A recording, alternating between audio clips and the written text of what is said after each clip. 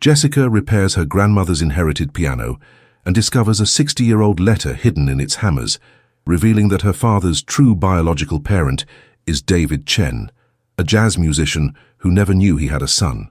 The truth unravels 3 generations of silence and leads to an impossible reunion. The piano arrived on a Tuesday, wrapped in the kind of silence that follows funerals.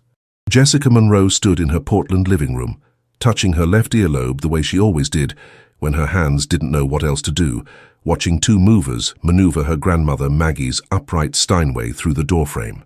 The instrument was older than Jessica's father, its dark mahogany body scarred with the kind of wounds that only decades can carve. Dust motes swirled in the October light filtering through her windows, and the whole room suddenly smelled like her grandmother's house, that particular combination of naphthalina and something floral Jessica could never quite name. "Careful with the legs," she heard herself say, her voice carrying that husky rasp people always said she'd inherited from Maggie. The movers grunted acknowledgement, and Jessica watched them position the piano against the wall where her bookshelf used to be. She'd cleared the space 3 days ago, right after the lawyer had called about the will. Of all Maggie's possessions, scattered now among cousins and estate sales, Jessica had wanted only this piano. Not because she played, though Maggie had tried to teach her once, summer of '98, Jessica's fingers too impatient for scales. She wanted it because it held something she couldn't articulate, some connection to the grandmother who'd raised her father Thomas alone after Grandpa Robert died, who'd never remarried, who'd kept this instrument polished and tuned even when her arthritis made playing impossible. The movers left. Jessica made coffee, her 3rd cup that morning, and sat on her couch staring at the piano. It needed tuning desperately. She could see that even from across the room, the way some keys sat slightly lower than others, the full-board's brass hinges tarnished to the color of old pennies. Her father had offered to pay for restoration, but Jessica had waved him off. Thomas had enough on his mind, retiring next month after 37 years teaching high school English, her mother planning some cruise to Alaska he clearly didn't want to take. Let Jessica handle the piano. Let her do this one thing. She called a tuner that afternoon. Marcus Webb arrived 2 days later, a thin black man in his 60s carrying a leather bag that looked older than Jessica. He had pianist's hands, long fingers that moved over the keys with the kind of reverence reserved for living things. "Steinway from 61-62, he said, not really asking. "Your grandmother took care of her. Hasn't been played much lately, though." "She had arthritis," Jessica said, touching her earlobe again. "The last 10 years she couldn't." Marcus nodded, opening the top panel to examine the strings.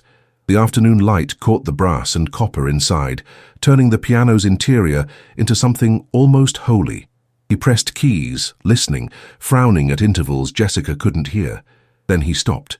His hand hovered over the hammers, those felt-covered pieces that struck the strings. "There's something here," he said quietly. Jessica moved closer. Marcus was pointing at one of the hammers, the one for middle C. Something dark was wrapped around its shank, tucked into the mechanism where no one would ever see it unless they opened the piano and looked. Not just looked, really looked, the way a tuner looks, searching for problems in the hidden architecture of sound. "Can you get it out?" Jessica's heart had started doing something strange in her chest. Marcus's fingers worked carefully, and after a moment he extracted a small bundle wrapped in what looked like green velvet, the fabric worn soft as skin. He handed it to Jessica. The velvet was tied with a thin silk ribbon, jade-colored, and when Jessica unwrapped it, her hands were shaking enough that she had to set her coffee cup down. Inside was a letter, the paper rice-thin and yellowed to the color of old photographs. The ink had faded to sepia, but the handwriting was unmistakable. Her grandmother's elegant script, the kind they didn't teach anymore. The date at the top made Jessica's breath catch. April 17th, 1963. Marcus was saying something about coming back next week to finish the tuning, but Jessica barely heard him. She was staring at the first line of the letter, written in her grandmother's hand 60 years ago, and hidden in the one place Maggie knew no one would find it unless they cared enough to truly see. "My dearest David," it began, and Jessica's world tilted because her grandfather's name was Robert, and her grandmother had been Maggie Mitchell for 58 years, and whoever David was, he'd mattered enough for Maggie to hide his name inside her piano where the music lived. Marcus let himself out. Jessica sat on the piano bench, the letter trembling in her hands, and began to read about a secret that had been waiting 6 decades to breathe. The letter was 3 pages long, each sheet covered in Maggie's careful handwriting, and Jessica read it twice before she could process what she was holding. Her grandmother's voice came through the words with painful clarity, younger than Jessica had ever known her, desperate in a way Maggie had never seemed in life. She found herself reading aloud, her husky voice filling the empty room. "I'm writing this because I need someone to know the truth, even if that someone is only the future, only whoever finds these words after I'm gone. I'm pregnant, David. 8 weeks now, and my mother knows. She found the doctor's note in my purse last Tuesday and everything changed." Jessica paused, touching her earlobe, trying to reconcile this terrified young woman with the grandmother who'd taught her to make pie crust, who'd worn her silver hair in a neat bun and played Chopin on Sunday afternoons. The coffee had gone cold in her cup. Outside, Portland's October rain had started, that fine mist that wasn't quite rain but left everything wet anyway. The letter continued, describing a confrontation Jessica could almost see. Maggie's mother, Catherine Wells, discovering the pregnancy and demanding to know the father's name. David Chen, a jazz musician Maggie had met at a club in Seattle 6 months earlier. Chinese-American in a time when that mattered, in ways Jessica's generation could barely imagine. Catherine had given Maggie an ultimatum that night, one that made Jessica's stomach turn even 60 years later. Marry Robert Mitchell, the businessman who'd been courting her for months. Let him believe the baby was his, or watch Catherine destroy David's nascent music career through her husband's connections in the Seattle music scene, and bring shame on the Wells family that would never be forgotten. Jessica set the first page down carefully, her hands shaking. She thought about her father, Thomas Mitchell, who looked nothing like the square-jawed photos of Robert Mitchell that sat on his mantel. Thomas was lean and angular, with dark eyes and cheekbones that could cut glass. "You have your grandmother's eyes," people always said, but looking at those words about David Chen, Jessica suddenly wondered if that was true at all. The coincidence hit her as she started the second page. Thomas had loved jazz his entire life. Their house growing up had been full of Coltrane and Mingus, Miles Davis and Bill Evans. Her father played saxophone in a community band, had taken Jessica to jazz clubs when she was barely old enough to stay awake past 9. "It's in my blood," he always said, laughing, and everyone assumed he meant it metaphorically. Jessica's hands wouldn't stop shaking. She read another passage aloud. "Robert is kind. He doesn't know I don't love him the way I love you, the way I'll always love you. Mother says I can give you this one mercy. I don't have to tell you about the baby. You'll go to Europe like you planned. You'll play your music. You'll have the life you dreamed about. And I'll have a life too, David. Just not the one I wanted. I'll have our son and I'll make sure he's loved, and maybe that's enough. Maybe that's all anyone gets." The rain was coming down harder now, turning the windows to rivers of grey light. Jessica thought about her grandmother playing this piano for decades, Chopin and Debussy, and sometimes, when she thought no one was listening, jazz standards that made her smile in ways nothing else did. The letter hidden inside the instrument that had been both Maggie's companion and her secret keeper, tucked into the mechanism of the one-note musicians called home, middle C, where every scale begins. There was a brooch mentioned in the letter, a jade pin shaped like a musical note that David had given Maggie. "I'm putting it in this envelope," Maggie wrote. "Someday, if anyone finds this, maybe they'll understand what it meant." But the velvet bundle had contained only the letter. The brooch was gone or hidden somewhere else, another mystery layered over this impossible revelation. Jessica picked up her phone, then set it down. What would she even say to her father? Thomas was 62 years old. He'd spent his entire life believing Robert Mitchell was his father, had grieved when Robert died of a heart attack in 2005, had given a eulogy about the man who taught him integrity and kindness. How do you tell someone that the foundation of their identity is built on a 60-year-old lie? The second page of the letter described David, 24 years old, playing piano at the Jade Room in Seattle's Chinatown, dreams of studying in Paris under Bud Powell. "You have hands that turn music into magic," Maggie wrote. "When you play, the whole world stops to listen. Our son will have those hands, David. He'll have your gift for beauty." Jessica thought about her father's long fingers, the way he could make his saxophone sing. Another coincidence, or the ghost of genetics asserting itself across generations. Maybe there are stories that choose us, Jessica thought. Stories that wait in the hidden places until we're ready to hear them. Or maybe some truths are too heavy to carry alone, so they find ways to share themselves, through letters hidden in pianos, through inherited instruments that outlived the people who played them. She looked at the Steinway, its mahogany surface catching the grey light, and wondered if her grandmother had meant for this letter to be found. Maggie had kept the piano tuned and maintained for 60 years. She'd written in her will that it should go to Jessica specifically, not to Thomas. Had she known? Had she wanted someone to understand, finally, after all that silence? The letter's second page ended with a question that made Jessica's throat tight. Will you forgive me, David? Will our son, if he ever knows? Will I ever forgive myself? And Jessica sat in her living room with rain streaming down the windows and her cold coffee and her grandmother's 60-year-old confession, and realized she was holding the power to detonate her father's entire understanding of himself. Jessica didn't sleep that night. She sat at her kitchen table with the letter spread before her, reading and rereading until she'd memorized every loop of her grandmother's handwriting, every careful phrase that said both everything and nothing. At 3 in the morning, she made more coffee and started searching online for David Chen, jazz musician, Seattle, 1960s. The internet gave her dozens of possibilities and no certainty. She needed more context. The next morning, Jessica drove to her father's house in Lake Oswego, 30 minutes south through traffic that crawled and stopped in the perpetual rain. Her parents weren't expecting her. Thomas answered the door in his weekend uniform, faded jeans, University of Oregon sweatshirt, reading glasses pushed up into his thinning hair. "Jessie, everything okay?" "I need to look through Grandma's things," Jessica said, touching her earlobe.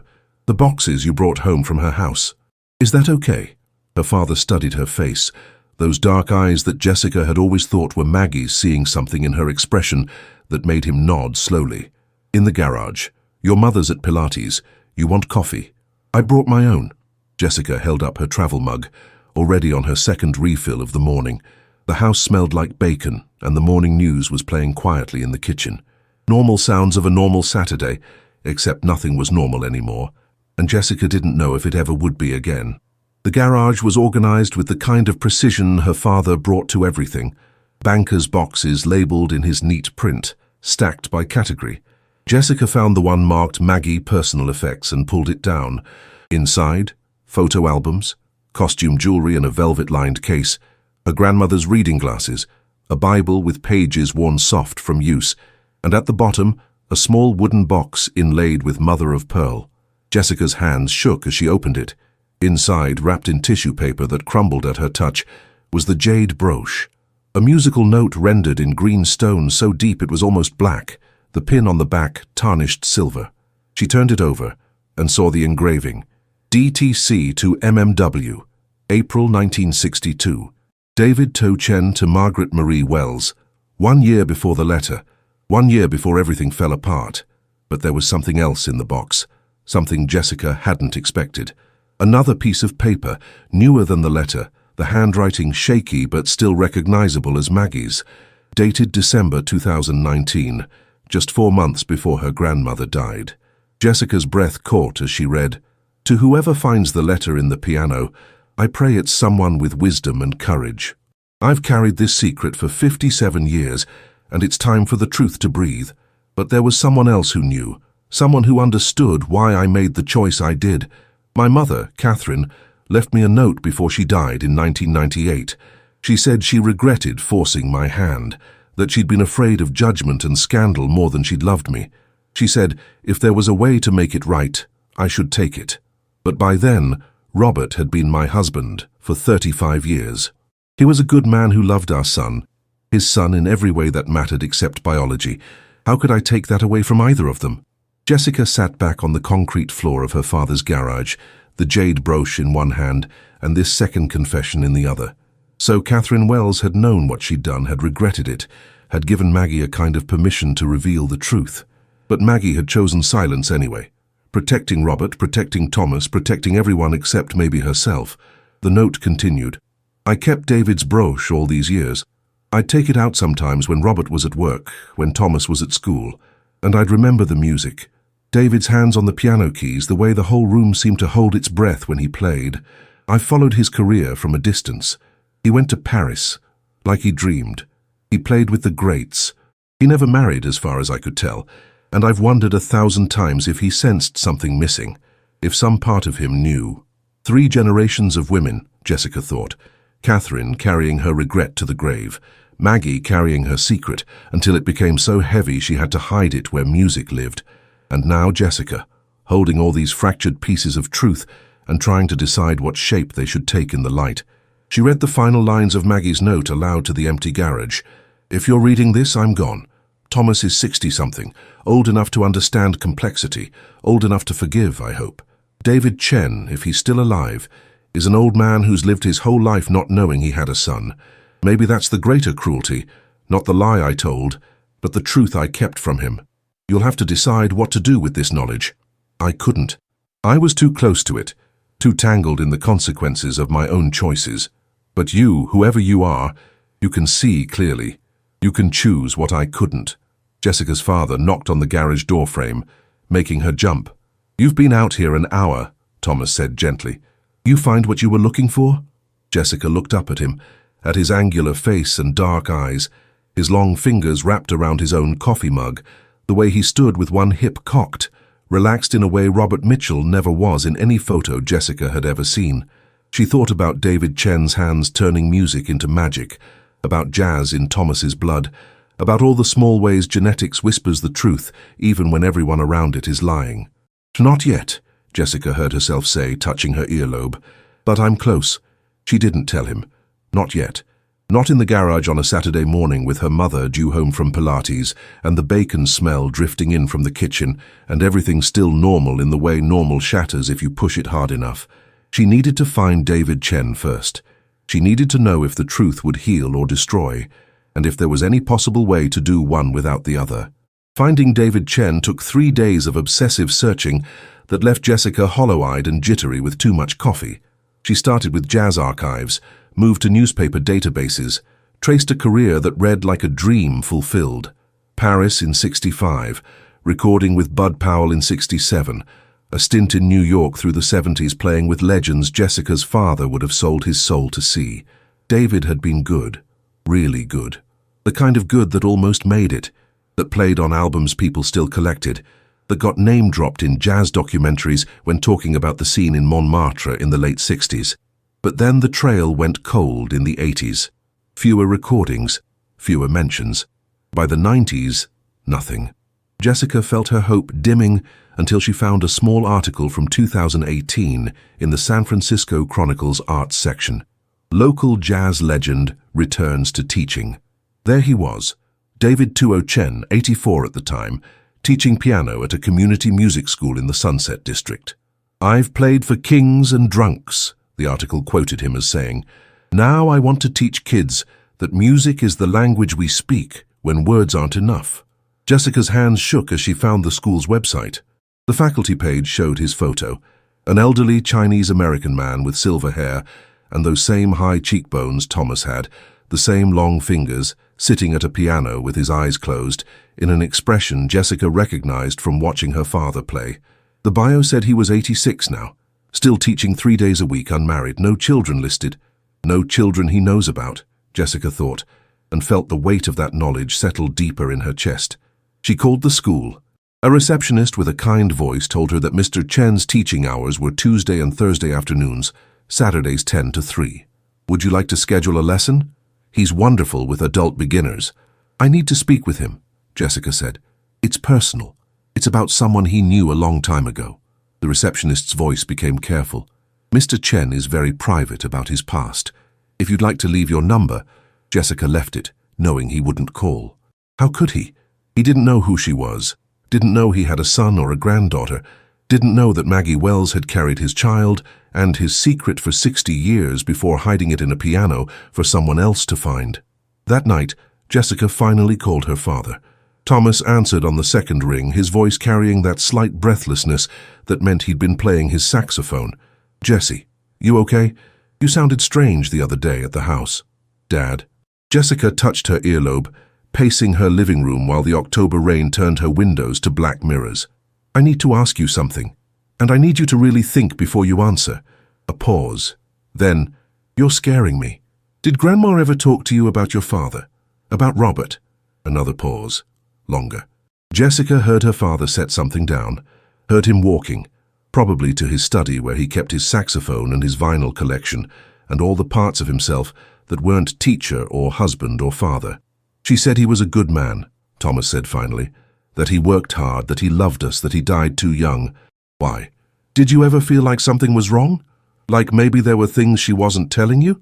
Jessie, what is this about? Jessica looked at the piano, at the letter now sitting on her bookshelf with the jade brooch beside it, at the weight of truth that was hers to carry or share. She thought about Maggie's final note. You can see clearly. You can choose what I couldn't. But could she? Was anyone ever clear enough, wise enough, brave enough to detonate someone's life and call it love? I found something, Jessica said, in Grandma's piano, a letter she wrote in 1963, hidden in the hammers where nobody would find it unless they took the piano apart to tune it. The silence on the other end stretched so long, Jessica thought the call had dropped. Then, her father's voice, very quiet. What did it say? And Jessica told him. Not everything, not yet, but enough. That Maggie had been pregnant before she married Robert, that there had been someone else, someone Maggie had loved and lost. She didn't say David's name. She didn't say anything about genetics or jazz or the coincidences that Jessica was starting to realize weren't coincidences at all. She just let her father absorb the fact that the story of his origin was more complicated than anyone had told him. Jesus, Thomas said finally. His voice sounded hollow, like someone had scooped out his insides and left only the shell. Does this mean... is Robert not... I don't know, Jessica lied, touching her earlobe. The letter doesn't say explicitly. But Dad, I think we need to find out. I think we need to know the truth. How? There's DNA testing now. Ancestry sites. We could... No. Her father's voice was sharp, almost angry. Robert Mitchell was my father. He raised me. He loved me. He taught me everything about being a man. I don't care what biology says. I don't care who Maggie slept with before her wedding. Robert is my father. Jessica closed her eyes, leaning against the piano. She'd expected resistance, but not this. Not this fierce loyalty to a man 17 years dead. Not this refusal to even consider that the truth might matter. Dad, whatever you found, Jessie, leave it alone. My mother is gone. Robert is gone. What good does digging up 60-year-old secrets do for anyone? But Jessica had already gone too far to stop. She'd already found David Chen's photo, had already seen Thomas's face reflected in an 86-year-old stranger's cheekbones. She'd already held the jade brooch and read Maggie's regret, and understood that some silences are worse than any truth could be. The letter mentioned a name, Jessica said quietly. David Chen. He was a jazz musician, Dad. He played piano. He went to Paris and New York and played with people you worship, and he's still alive. He's in San Francisco teaching music, and he doesn't know you exist. The silence this time was different. Jessica could hear her father breathing, could almost feel him processing the impossible alignment of details. Jazz piano, the passion that Thomas had always felt, was somehow fundamental to who he was. The music in his blood that everyone thought was metaphor. I need to see the letter, Thomas said finally. I need to read it myself, everything Maggie wrote, and then... He stopped, and when he spoke again, his voice was thick with something Jessica couldn't name. Then we'll decide together what to do. Thomas came over the next morning, Sunday, before Jessica's mother knew he was going. He stood in her living room reading Maggie's letter, with his reading glasses on, lips moving slightly the way they did when he was concentrating. Jessica watched his face change as he read, watched denial give way to recognition, watched him touch his own long fingers as Maggie described David's hands, watched something fundamental crack in his expression when he reached the part about Catherine's ultimatum. He read it twice. Then he set it down carefully on Jessica's coffee table, removed his glasses, and covered his face with his hands. Jessica moved to sit beside him, touching his shoulder, not saying anything because what could you say when someone's entire understanding of themselves was unraveling? I look nothing like him, Thomas said finally, his voice muffled by his palms. Robert. I look nothing like Robert, and I always thought that was just chance, genetics being strange. But Jessie, I look at old photos of myself and I see... He stopped, dropping his hands. His eyes were red. Tell me about David Chen. Tell me everything you found. Jessica showed him the articles, the photos, the timeline of a life lived entirely separate from theirs. Thomas stared at David's picture for a long time, tracing the shape of cheekbones that mirrored his own, the fingers positioned on piano keys in a way that spoke of decades of muscle memory. "He never married," Thomas said quietly. "No children. Do you think did he know? Did Maggie tell him and he chose to stay away?" "No." Jessica pulled out Maggie's second note, the one from 2019, and watched her father read about how David had lived his whole life not knowing. She said that was the greater cruelty, the truth she kept from him. Thomas's hands were shaking enough that the paper rattled. "All my life I've felt this pull toward music, not as a hobby, Jessie, but as something essential, like breathing. Your mother used to joke that I loved my saxophone more than I loved her, and maybe that wasn't entirely a joke. I've had dreams where I'm playing piano in clubs I've never been to, in cities I've never visited. Paris, New York. The music feels like memory, except they're not my memories. How is that possible? Genetic memory," Jessica said quietly. "Or maybe just him. Maybe some part of David has been in you all along, trying to surface." Her father stood abruptly, pacing to the window where rain continued its endless Portland drizzle. "Robert was a good father. He came to every school play, every parent-teacher conference. He taught me to ride a bike, to tie a tie, to balance a checkbook. When I told him I wanted to teach English instead of going into business, he supported me even though I know he was disappointed. That man was my father in every way that matters." "But David is your father in a way that matters too," Jessica said. "And he doesn't know. He's 86 years old, Dad. He spent his whole life not knowing he had a son, and that son grew up to love the same music he loved, to have the same gift. Don't you think he deserves to know before it's too late?" Thomas turned from the window, and Jessica saw something in his face she'd never seen before, raw terror mixed with longing. "What if he doesn't want to know? What if I show up and he's angry that Maggie never told him, or worse, what if he just doesn't care? What if I've built this whole thing up in my head, and he's just some old man who plays piano and has no room in his life for a 62-year-old son he never knew existed?" Jessica picked up the jade brooch from the table, holding it so the weak light caught the green stone. "Maggie kept this for 60 years. She kept it even though looking at it must have hurt, even though every time she saw it she must have remembered everything she'd lost. David gave this to her a year before I was born, and he carved both their initials into it. People don't do that for someone they don't care about. People don't do that for something casual. Whatever he felt for Maggie, it was real. And maybe learning about you would give him back a piece of what he lost." Her father crossed the room and took the brooch, turning it over in his long pianist's fingers. He read the inscription aloud, "DTC to MMW, April 1962. Then he looked at Jessica with eyes that were suddenly bright.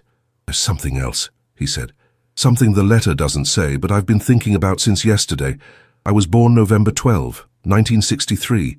If Maggie wrote this in April and she was 8 weeks pregnant, you were born early," Jessica finished. "Or Robert believed you were born early.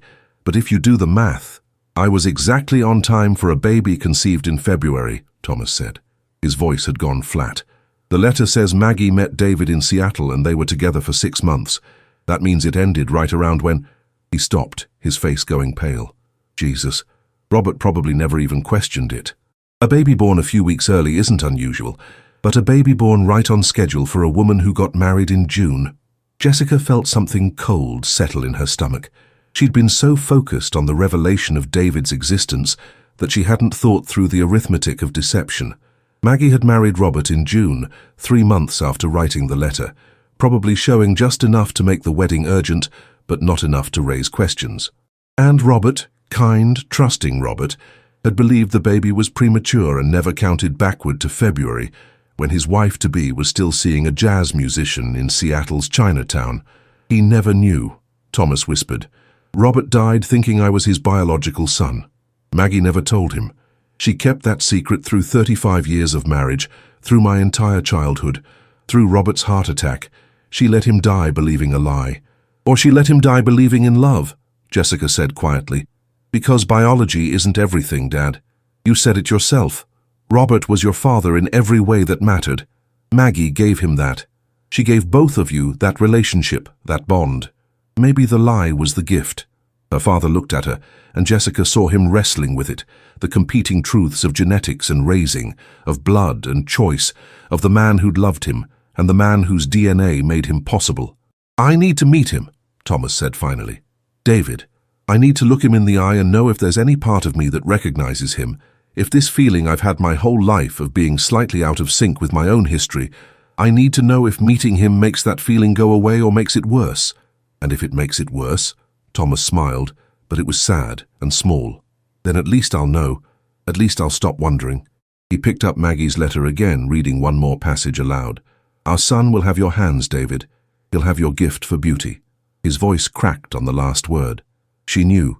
Even then, she knew exactly what she was giving up, and she hid this letter in the piano because— He stopped, understanding flooding his face. "Because she knew I'd never play it. Robert never played. It was her instrument, her private space. She hid the truth where the music lived, because that's where David lived for her. In the notes, in the sound. God, Jessie. She loved him so much she trapped his name inside a piano for 60 years. They decided to go to San Francisco together, father and daughter, the following Saturday. Thomas told his wife he needed to help Jessica with something related to the estate, which was true enough if you squinted at it. Jessica called the music school and left another message, more urgent this time. "My father needs to speak with Mr. Chen about someone they both knew in 1963. It's extremely important. Please." The night before they left, Jessica's mother called. "Your father's been acting strange all week," Linda said, her voice carrying that particular blend of concern and suspicion that came from 35 years of marriage. "Distant. He keeps looking at old photo albums. Is there something you two aren't telling me?" Jessica touched her earlobe, caught between truth and protection. "It's about Grandma Maggie," she said carefully. "Some things we found in her belongings. Nothing bad, just complicated. Dad needs to work through it." Linda was quiet for a moment. Then, "Does this have anything to do with the fact that Thomas looks nothing like Robert? And I've always wondered if Maggie had secrets she never told anyone." Jessica nearly dropped her phone. "You knew?" "I suspected," Linda corrected. "After Robert died, I found Maggie crying over a photo album I'd never seen before. Jazz musicians, mostly. She closed it before I could see much, but there was one picture of a young Chinese man at a piano, and the way she looked at it—" Linda stopped. "I never asked, it wasn't my place, but I always wondered if that's where Thomas got his passion for music. Robert liked Glenn Miller and Perry Como. Thomas lives and breathes Coltrane and Monk. That doesn't come from nowhere. Mum, whatever you two find in San Francisco," Linda said gently, "I'm here. Thomas is my husband and I love him, and nothing you discover about his biology changes that. But Jessie, be gentle with him. He's been Robert Mitchell's son for 62 years. Learning he's someone else's is going to shake him in ways neither of you can predict." They drove down Saturday morning, taking Jessica's car because her father was too nervous to focus on traffic. Interstate 5 through Oregon's rain and into California's comparative sun. 8 hours with Thomas mostly silent, listening to a Miles Davis album that Jessica now heard differently, knowing that the man who'd created this music might have shared genes with the man who loved it so fiercely. "I keep thinking about coincidences," Thomas said somewhere south of Redding. "How I always felt drawn to piano, even though we had a guitar at home, and Mom tried to get me to play that instead. How I met your mother at a jazz club in Portland when I was 24, the same age David was when he met Maggie. How I almost went to Paris to teach English after college, but changed my mind at the last second because Mum got sick, and I felt like I needed to stay close. What if those weren't coincidences? What if some part of me was following a map I didn't know existed?" Jessica didn't have an answer. She just drove, watching the landscape change, thinking about the jade brooch in her purse, and Maggie's letters, and the weight of secrets that shaped lives 3 generations later. They reached San Francisco at 4 in the afternoon, checked into a hotel near the Sunset District, and sat in the room staring at each other. "We should eat," Jessica said. "You should rest. The school closes at 3 on Saturdays. We can't see him until Tuesday anyway." But Thomas was already standing, grabbing his jacket. "We're going now.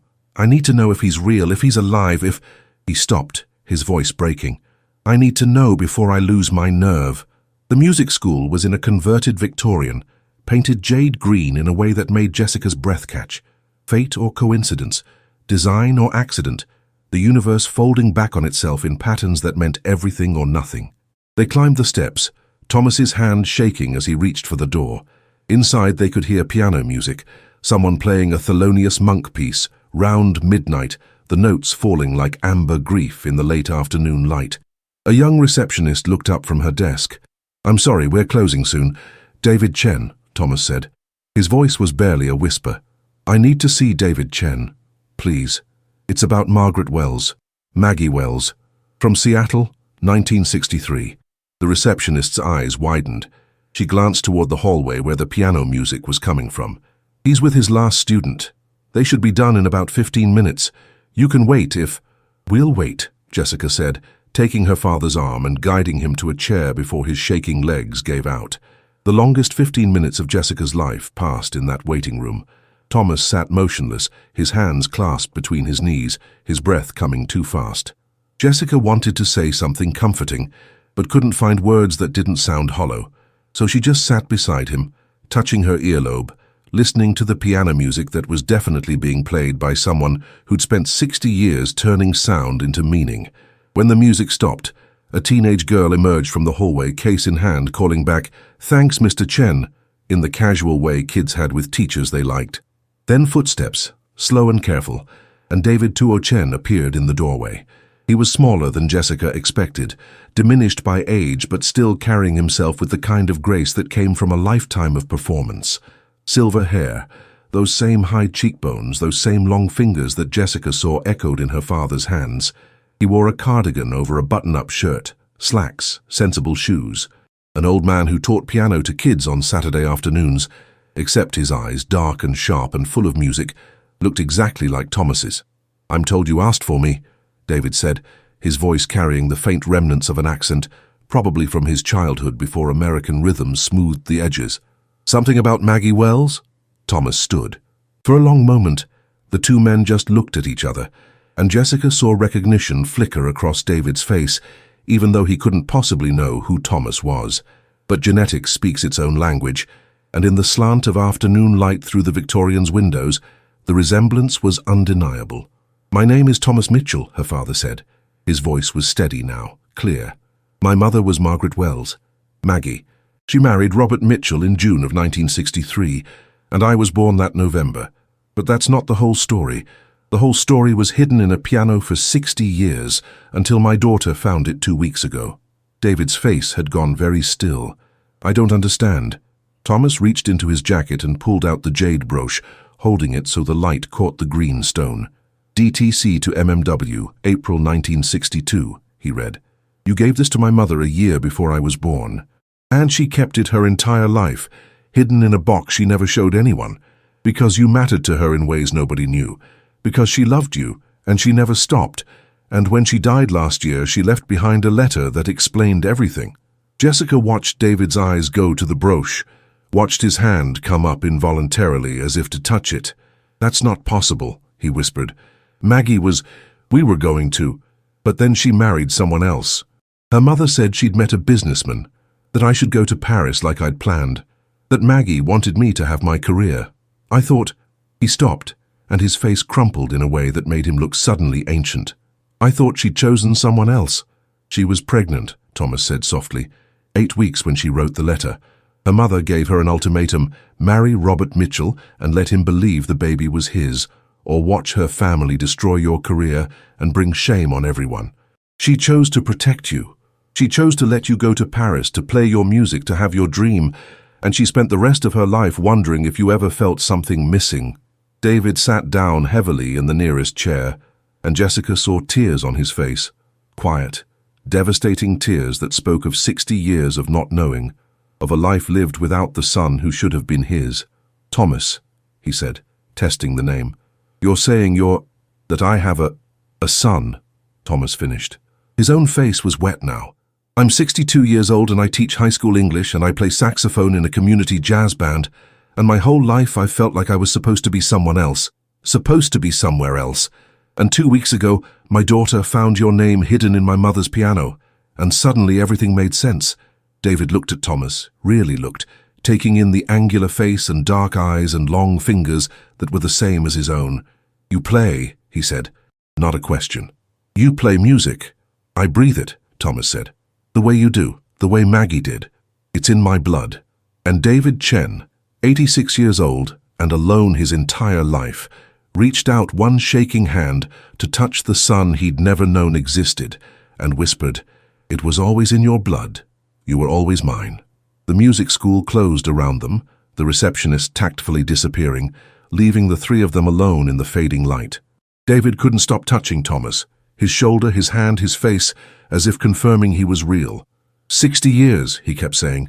60 years I could have known you. Thomas was crying openly now, no longer trying to hide it. She did it for you. She thought she was giving you freedom. Freedom, David repeated bitterly. I've been alone my whole life. I never married because no one was Maggie. I never had children because... He stopped, looking at Thomas with something like wonder. I did have a child. I have you. Jessica sat slightly apart, watching 3 generations of consequence unfold before her. She thought about Maggie's final note. You can see clearly. You can choose what I couldn't. But her grandmother had been wrong. Jessica couldn't see clearly at all.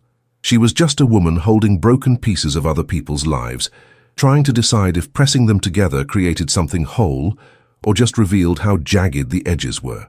I need to show you something, Thomas said quietly.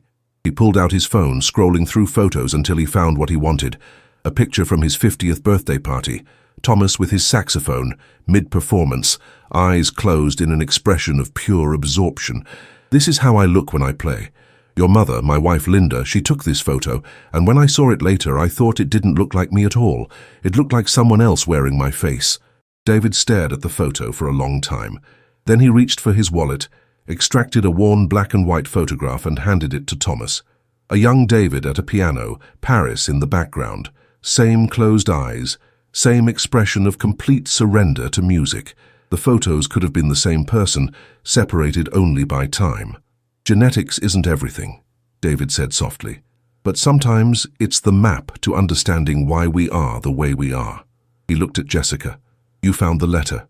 In the piano, hidden in the hammers, Jessica confirmed, for middle C, the note where everything begins. David smiled, and it transformed his whole face. Maggie always said middle C was home. No matter how far the music wandered, middle C brought you back to yourself. He turned the jade brooch over in his palm. She kept this, all these years. She kept everything about you, Thomas said. She followed your career, cut out articles from papers, probably listened to your recordings when Robert wasn't home. My mother lived 60 years with a ghost, and nobody knew. Not nobody, Jessica interjected gently. Her mother knew. Catherine Wells left Maggie a note before she died, saying she regretted forcing the choice, that if there was a way to make it right, Maggie should take it. But she didn't, David said. She never reached out. Robert was still alive then, Thomas explained, and I think she loved him too in her way. Not the way she loved you, but real nonetheless. He was good to her, good to me. How do you tell a man who's been a father for 35 years that biology says otherwise? David nodded slowly. You don't. You can't. She made the only choice she could live with. He looked at Thomas again. But now he's gone. They're both gone. And we're here. We're here, Thomas echoed. They talked for hours. Through dinner at a dim sum restaurant David knew in Chinatown, where the owner recognized him and brought tea without asking, through streets that turned blue with evening, through stories that spanned 6 decades of parallel lives. David told them about Paris, about playing with Powell and learning that genius was sometimes inseparable from destruction, about New York in the 70s when jazz was dying and being reborn simultaneously, about returning to San Francisco in the 80s, teaching because his hands were starting to fail him for performance, but the music still needed expression. Thomas told David about growing up believing he was Robert Mitchell's son, about the disconnect between who he was told he should be, businessman, practical, grounded, and who he actually was, dreamer, artist, musician, about marrying Linda and teaching English, because literature felt like music translated to words, about his daughter Jessica, who'd inherited Maggie's husky voice and David's dark eyes, and who'd somehow been the one to bring truth out of hiding. Your wife knows you're here?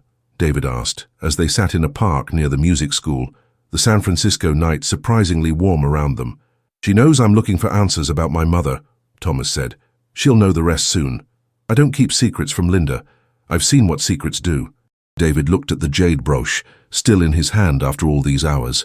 What happens now? I'm 86 years old. I don't know how to be a father. I don't know if I have anything to offer you except—" He gestured vaguely at the air around them. "Music, stories, time that's running out faster than I'd like. That's all I want," Thomas said simply. "Time, however much we have. I'm not looking for you to replace Robert, but I'd like to know you. I'd like to—" His voice broke. "I'd like to play for you. I'd like you to hear me play and tell me if you hear yourself in it." David's face crumpled again, tears catching the streetlight. "I would like nothing more."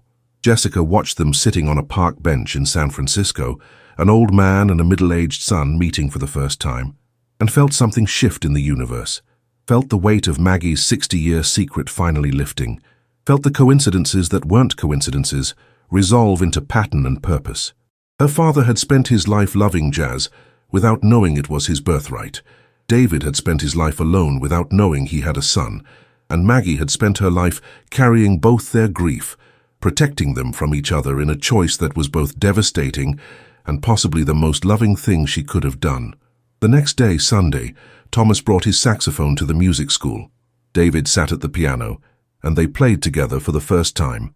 Father and son connected by genetics and music, and 60 years of silence finally broken. Jessica sat in the corner watching, her phone recording because some moments needed to be preserved, needed to be proof that truth could heal even when it hurt. They played Round Midnight, the same monk piece David had been teaching when they arrived.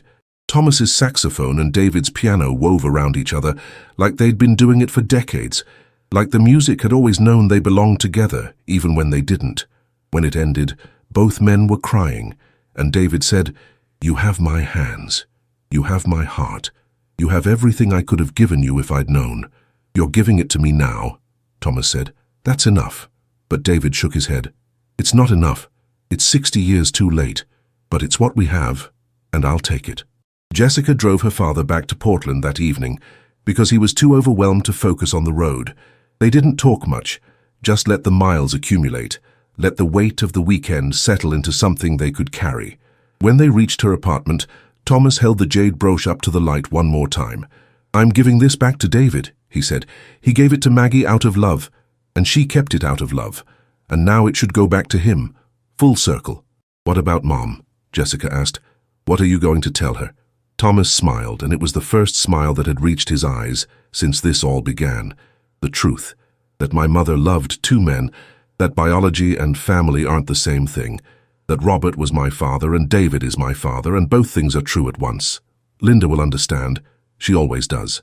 3 weeks later, Jessica returned to San Francisco alone, carrying something wrapped carefully in velvet.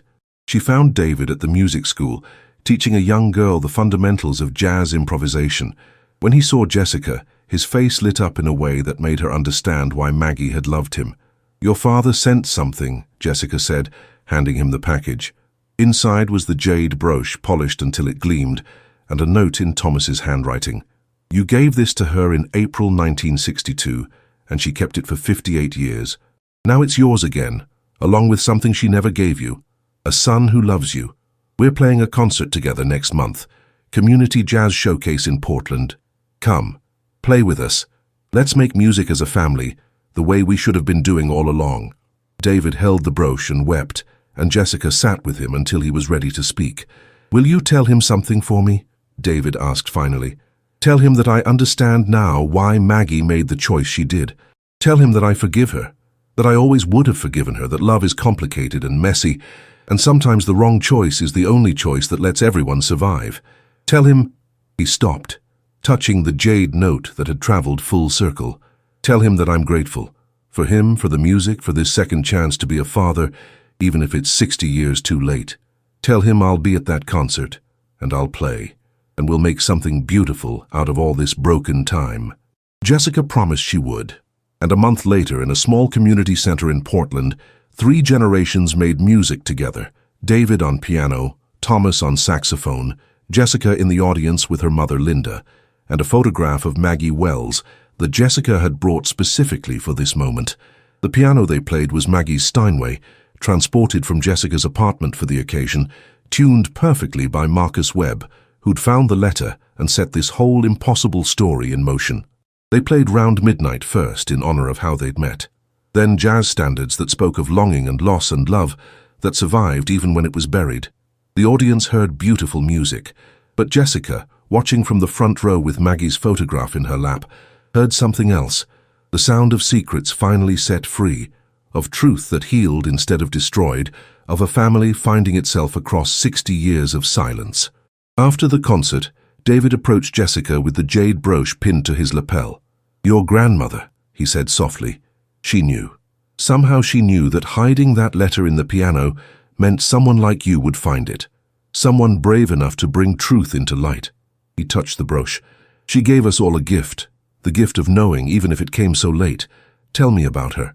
Tell me who Maggie was in her final years." And Jessica did, there in the community center with the Steinway silent behind them and Portland rain beginning its evening song against the windows. She told David about Maggie teaching her to make pie crust, about arthritic hands that couldn't play piano anymore but still touched the keys reverently, about a woman who'd loved hard and chosen painful mercy and carried secrets that shaped lives 3 generations later. "She was extraordinary," David said when Jessica finished.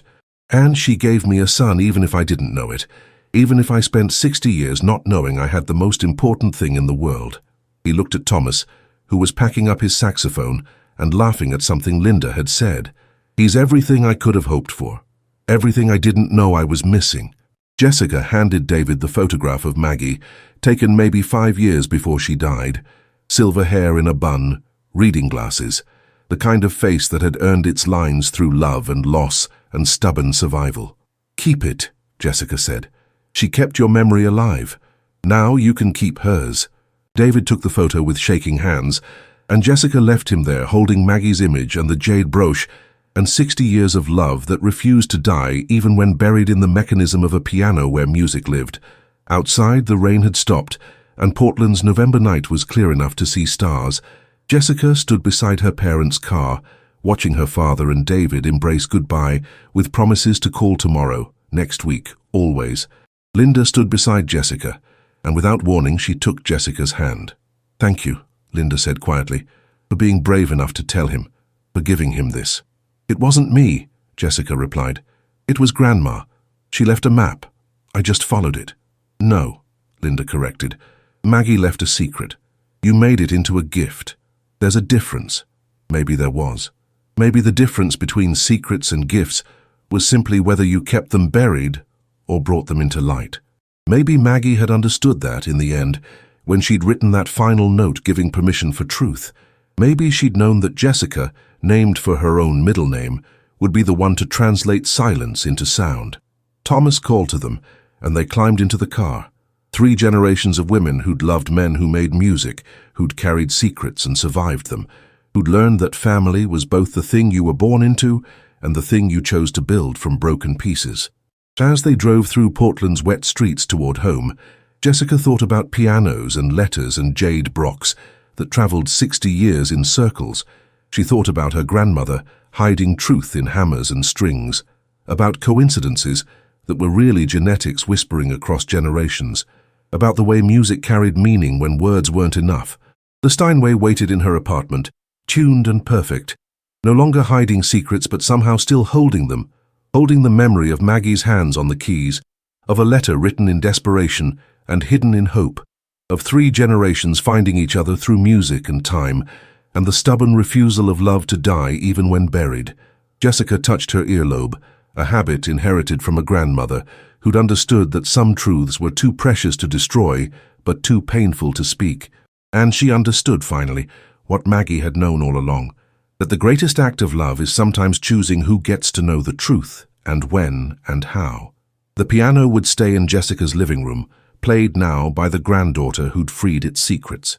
And sometimes, when she sat at the bench and placed her fingers on middle C, the note where everything begins, Jessica swore she could hear 3 voices in the sound, Maggie's, David's, and Thomas's, harmonizing across decades and distance into something that sounded like forgiveness, like family, like home.